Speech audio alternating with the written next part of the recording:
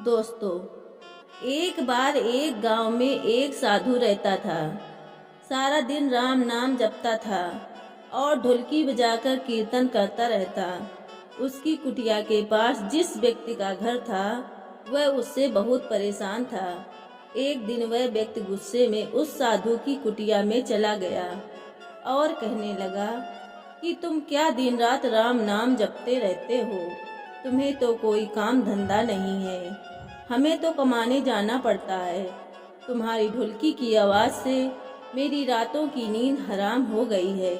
साधु कहने लगा, तुम भी मेरे साथ राम नाम जप करके देखो, तब तुम्हें पता चलेगा कितना आनंद आता है। वह व्यक्ति ने थोड़ा चीख कर कहा, अगर मैं तुम्हारे साथ राम राम जपता रहूं तो क्या तुम्हारा राम मुझे खाने के लिए रोटी देगा? साधु कहने लगा कि मुझे तो राम नाम की लगन लगी है। मुझे तो राम जी की कृपा से हर रोज भोजन मिल जाता है। तुम भी राम नाम जप करके देख लो, मुझे भरोसा है भगवान तुम्हें खाने को जरूर देगा। वह आदमी उस साधु को चुनौती देता है कि मैं तुम्हारे साथ आज राम नाम का भजन करता हूँ। अगर तुम्हारे राम ने आज मुझे रोटी खिला दी, सारी उम्र राम की भक्ति में लगा दूंगा। अगर नहीं खिलाई तो तुम ढुलकी बजाना बंद कर दोगे।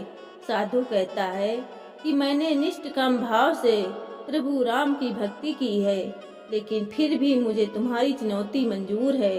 वह व्यक्ति साधु के साथ बैठकर थोड़ी देर राम राम का जाप करता रहा और मन में निश्चय कर लेता है कि चाहे कुछ हो जाए, आज मैं भोजन नहीं करूँगा। देखता हूँ इसका राम मुझे कैसे भोजन कराता है। राम राम का भजन करने के बाद वह सोचता है कि अगर अब मैं घर जाता हूँ तो मेरी माँ और बीबी मुझे खाने को कहेंगे और मुझे रोटी खानी पड़ सकती है, लेकिन मुझे साधु को चुनौती में हराना है। इसलिए वह घर जाने की बजाय गांव के पास के एक जंगल में चला जाता है। जंगल में एक पेड़ पर चढ़कर बैठ जाता है। वह सोचता है कि मैं सारा दिन इस पेड़ पर उतरूंगा नहीं, अन्न का दाना भी नहीं खाऊंगा। इस तरह मैं साधु को हरा दूंगा और उसका ढुलकी बजाना बंद हो जाएगा। कुछ देर बाद उस जंगल में एक बंजारों की टोली गुजरती है। उन्हें भूख लगी होती है तो बंजारों का सरदार कहता है कि आग जलाकर यहीं पर खाना बना लो, अब खाना खाकर ही आगे बढ़ेंगे। बंजारे उसी पेड़ के नीचे खाना बनाने लगे। बंजारे खाना परोसकर खाने ही वाले होते हैं कि इतनी देर में बंजारों को सूचना मिलती है कि पीछे से डाकू आ रहे हैं। तो बंजारों का सरदार कहता है, डाकू हमारा सब कुछ लूट सकते हैं। वे बंजारे खाना वहीं छोड़कर चले जाते हैं। वह आदमी पेड़ पर चढ़ा सब कुछ देख रहा था।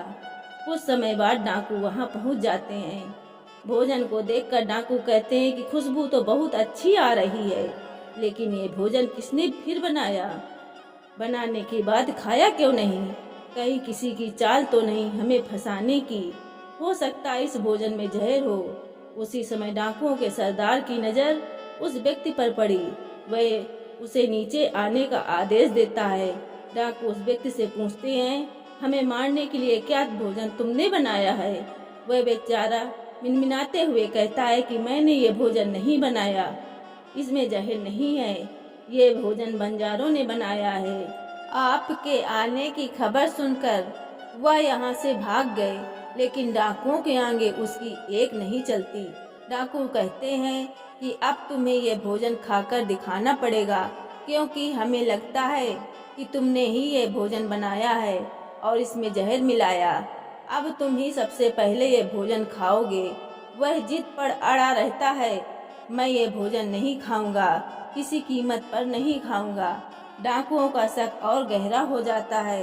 वे बंदूक की नोक उसके सिर पर रख कर कहते हैं, तुझे ये भोजन खाना पड़ेगा, नहीं तो गोली खानी पड़ेगी। वह व्यक्ति भोजन कर रहा है और साधु को याद करते करते आंसू उसकी आंखों से बह रहे थे। उसने कहा था कि मेरा निश्चय है कि राम नाम जप लेगा तो राम तुझे भोजन भी देंगे।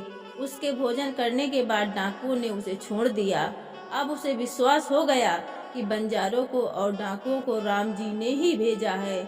वह सीधा साधु के कुटिया में चला गया और जाकर के उनके चरणों में प्रणाम किया और उन्हें सारा वृतांत सुनाया। अब उस साधु से भी ज्यादा उसे राम नाम की लगन लग गई। उसने अपना पूरा जीवन राम जी को समर्पित कर दिया। जय श्री राम, जय श्री हनुमान। अगर वीडियो पसंद आई हो तो वीडियो को लाइक, चैनल को सब्सक्राइब जरूर कर दे। धन्यवाद।